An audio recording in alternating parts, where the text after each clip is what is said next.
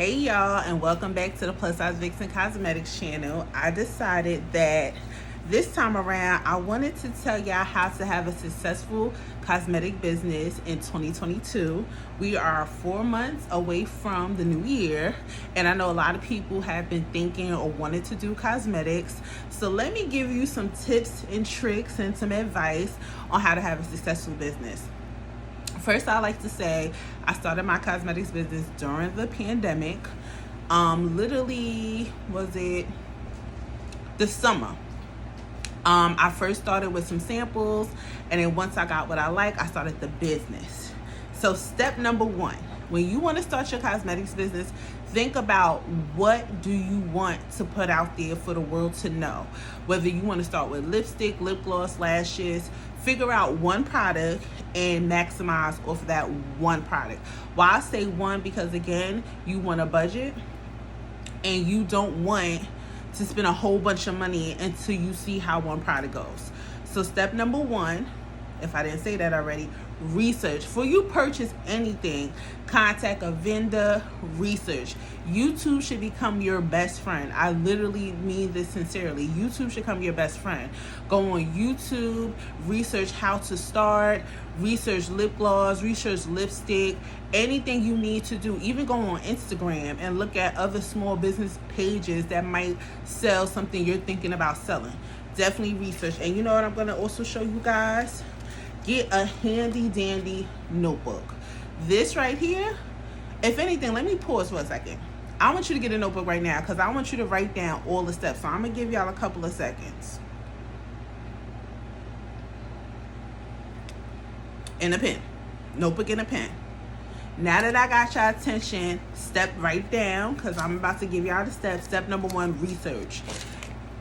Research for as long as you can. Like, you don't want to start a business without knowing what you're getting into.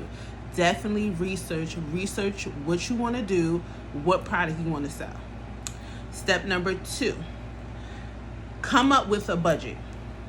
You need to know how much money you want to spend for your business. Now, I'm gonna be honest with you, I'm gonna give a rough estimate.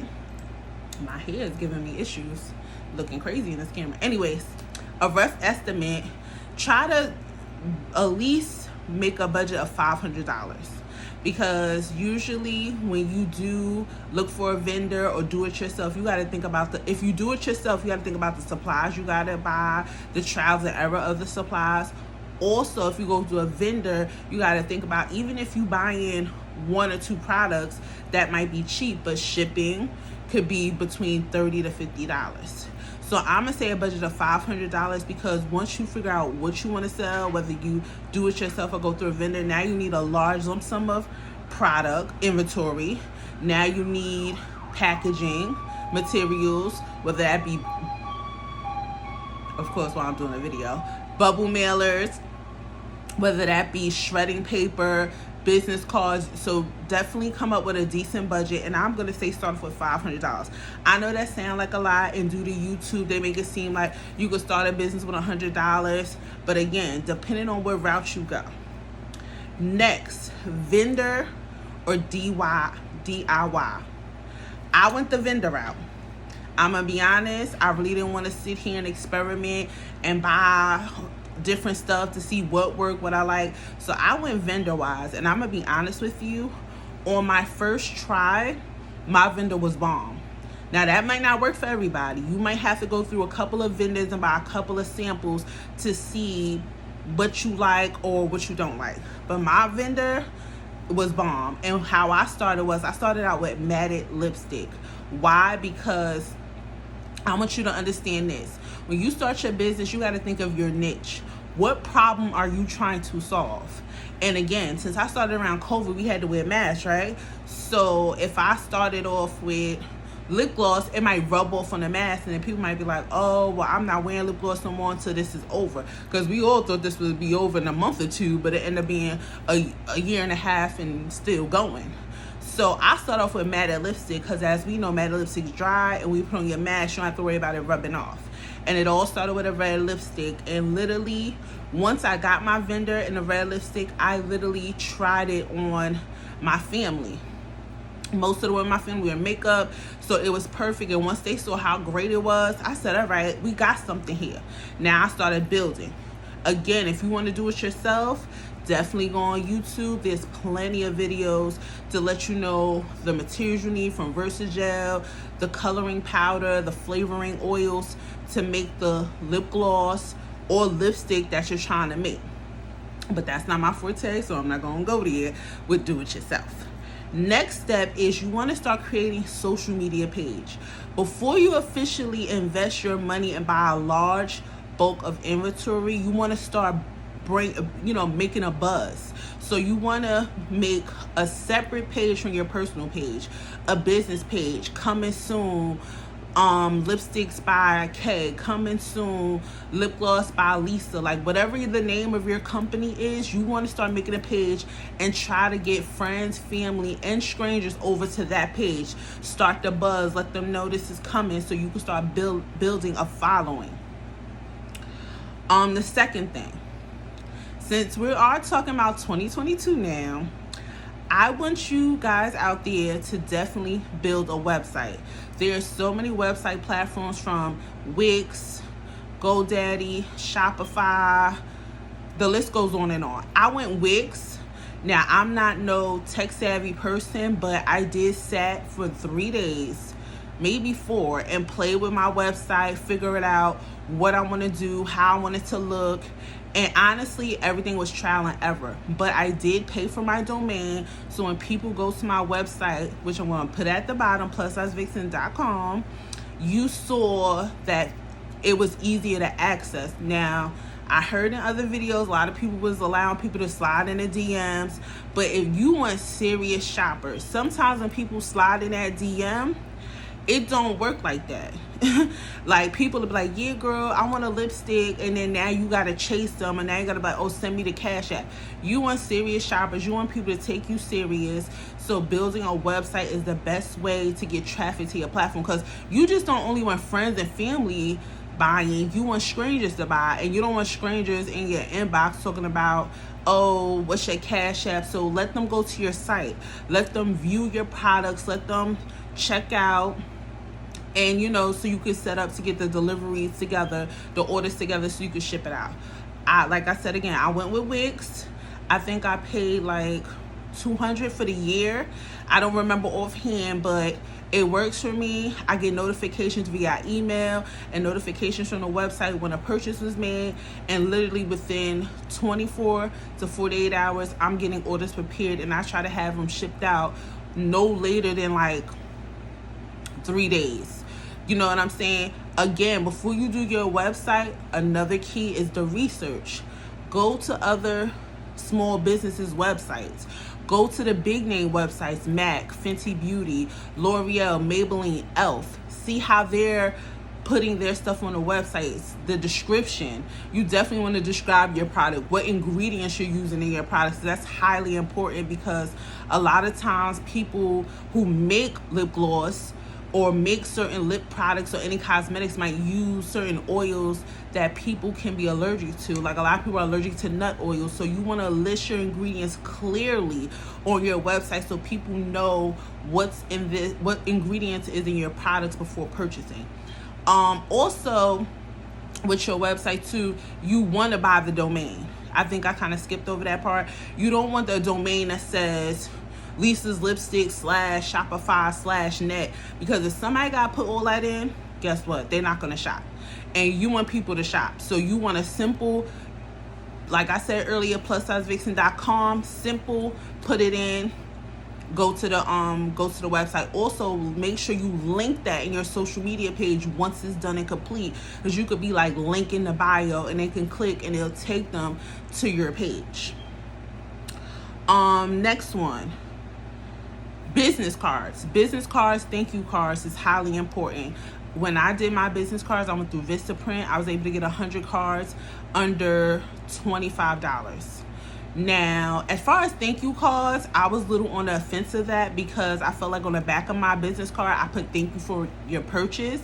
But I noticed with other businesses, they really took it a step further and they did big postcards, thank you cards, and they had like discount codes or the QR codes.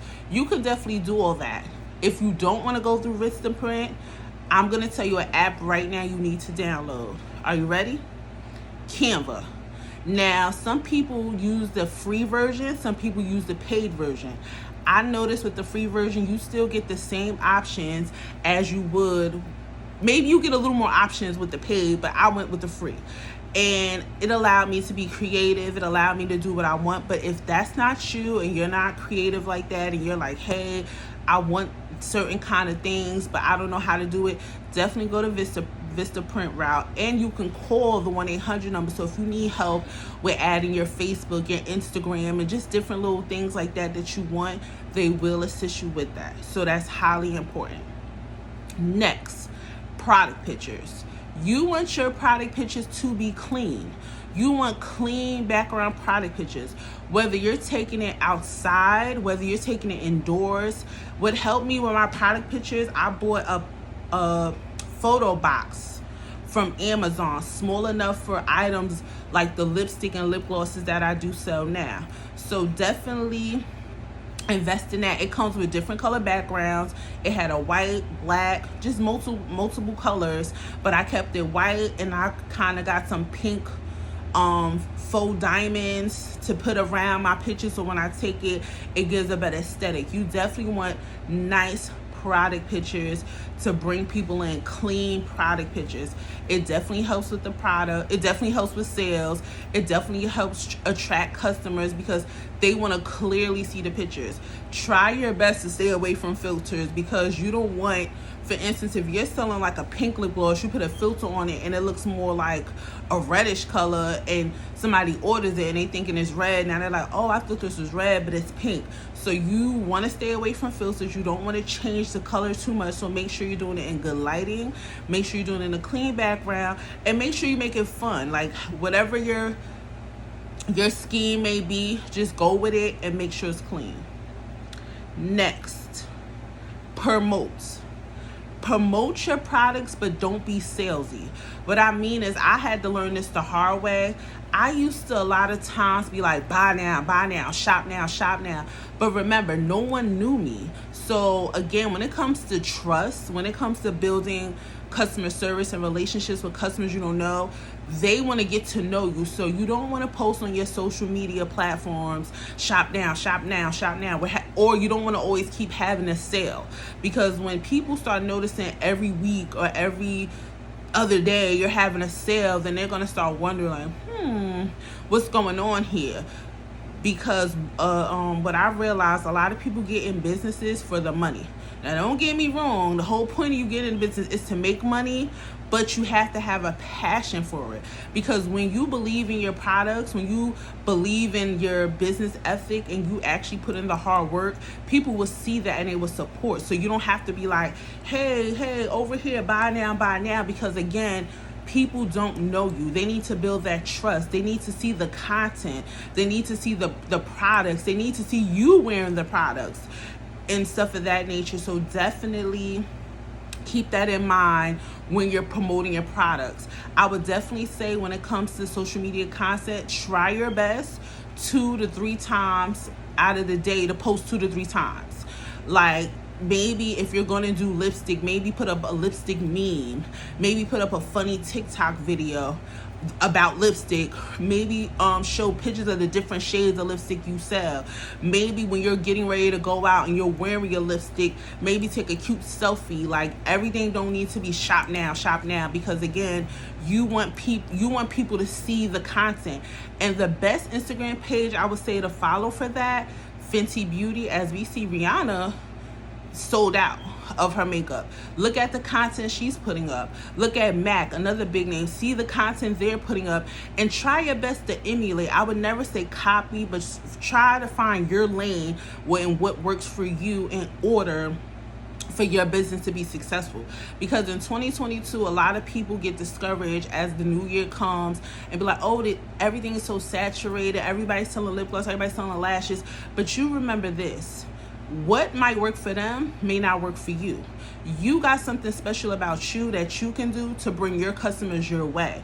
So less worrying about what other people are doing and more focusing on what you could bring to the table, because you might have ideas that they didn't think of yet that you could bring to help your business blossom. So that's what I want us to keep in mind.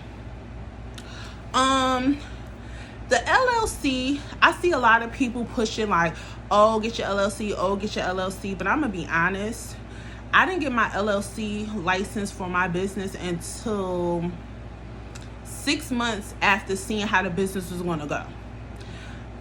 Because I felt like I didn't want to, it's not that I didn't believe in my business. It's just that wasn't where my mindset was in the moment. In the moment, I was thinking about creating a name. Because again, let me back it up a little bit. Definitely while you're researching, think of a name of your business and be ready to explain your name. Because if you have a name, for instance, the name of my company is PlusSizeVixen Cosmetics. When people first heard the name, the first thing they said was, oh, well, that's for plus size girls, or that's for this. And I was like, no. And I see why they thought like that, because again, plus size vixen, you're thinking, oh, this ain't for everybody. This is for a certain kind of community. And that was not the case. PlusSizeVixen Cosmetics is basically for women to embrace their body, love their body positivity. We all have flaws. We all have things we don't like about our body. So I'm not so focused on how big or how small. I just felt like the name was powerful because I believe in women loving themselves, loving their bodies, and enjoying the way they look. So it's highly important that you think of a name, so when somebody say, well, what does that mean, you're ready to explain it, because this is your business. If you're like, my line is called Vixen Cosmetics, and they're like, well, why Vixen? And you're like, that ain't gonna work, because people gonna be like, well, why should we support somebody who has a business but can't explain to us what the name means, what's the mission behind the business. So you also have to be mindful of when naming your business and do your research on that. Back to the LLC, why the name of the business coincides, because when you put it in the search, you want to be sure that other businesses in your state doesn't have that same name. Because if you put in a business search and it comes up that somebody else has this name, you might have to change your name. So at least come up with 3 names, to be sure that this, like, before you even print the names on the bottles, maybe put it in the LLC search in your state to make sure, because you don't want that. That'd be horrible to have to, yeah, that'd be horrible. So yeah, so I feel like give your business at least 6 months before you run and get the LLC. So let's go over the checklist again. Research. When I tell you I sat on social media and YouTube for days before I even started, I literally had a book. I might have watched some of your favorite YouTubers, and I was researching. Next, I had to figure out what I want to sell. That's what goes inside with a niche. What problem am I trying to solve in a cosmetic